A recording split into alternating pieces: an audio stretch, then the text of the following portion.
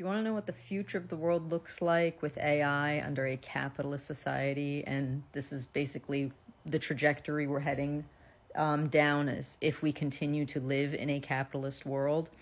Well, you have to understand first that capitalism means the private ownership of the means of production. So the tools, machines, the factories, and whatnot that workers need to do their job can be privately owned by an individual, aka a capitalist, or the owner of the company, right? They get all the profit of the company. They're entitled to it because they own it, right? That is what capitalism is. The workers don't own their workplace, just the capitalist does. And as such, the AI, the robots, the technology, that is going to have ownership under the capitalist. So as AI progresses, basically the capitalist is going to replace the human labor with machine labor, right? Which is going to be a lot more cost effective for them because they don't have to pay workers anymore. They can just have robots do the work. So they're going to become richer and richer as a class, the capitalist class. And the working class is going to get laid off in mass, right? As these jobs get replaced with robots, which would be wonderful if we didn't live under capitalism, but we do. And the reason why that's bad for working class people is because under a capitalist society, if you're not a capitalist, you're a working class person, the only way you can build wealth for yourself is through your labor. So you need a job to survive because your basic needs aren't a right. They are basically a privilege that you have to earn, right? You have to earn your right to live in this society. So we're going to get more and more people laid off. So as a class, working class people are going to get poorer and poorer while capitalists continue to get richer and richer. And it's going to increase the wealth inequality even more than it is today.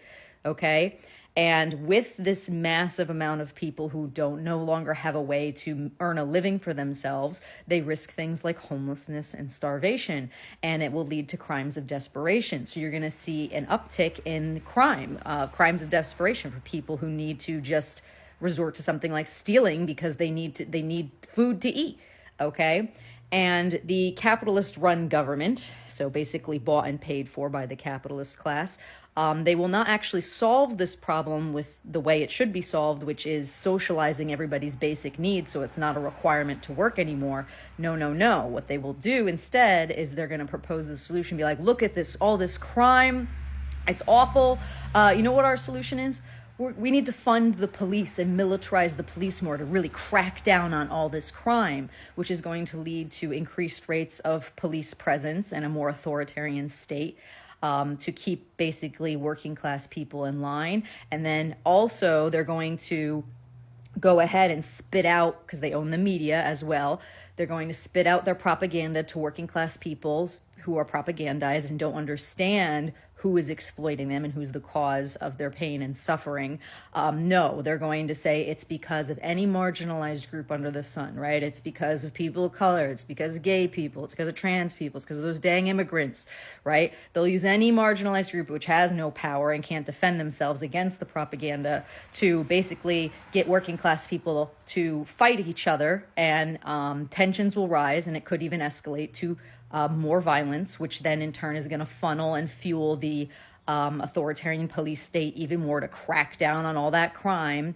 And couple that with climate change, basically, as well. Like, it's just working class people are going to be duking it out with each other and fighting for resources, all while capitalists continue to get richer and richer and live in their gated communities with their private security, with their robots doing all the work. And they'll just wait for us to basically all decimate each other so that they can now live the world on their own with their robots. And that's the future of the world with AI and under a capitalist society. So what does the future of the world look like under a socialist government with AI? Well, you have to understand that socialism means that there is no private ownership of the means of production, and instead the working class collectively owns the means of production. So the capitalist class doesn't even exist anymore. It's just the working class who owns it collectively.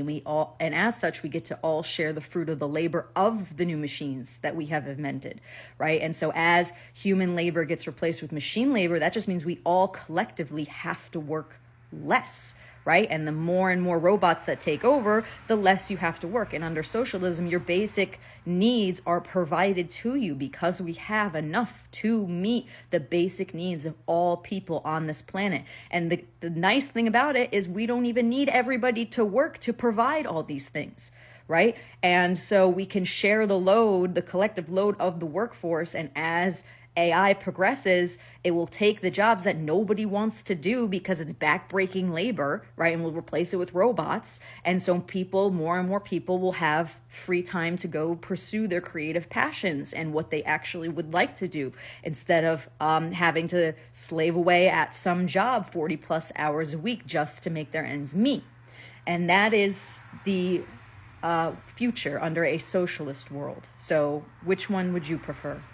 If you want to live in the socialist world, step one is to gain class consciousness of the parasitic relationship between the working class and the capitalist class and help spread that knowledge to other working class people, because the working class will not unite until they understand collectively who is exploiting them and how they are able to do it.